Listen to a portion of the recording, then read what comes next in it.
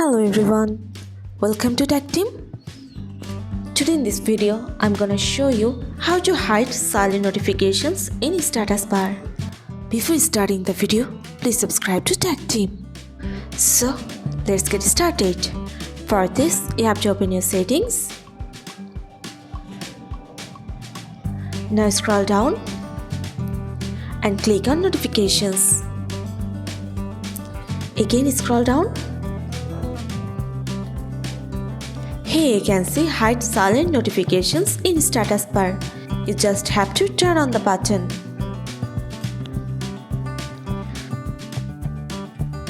So this is how to hide silent notifications in status bar. So guys, that's it. You can do this. I think this video is very helpful to you. If it was, then give a thumbs up and hit the subscribe button. And thanks for watching.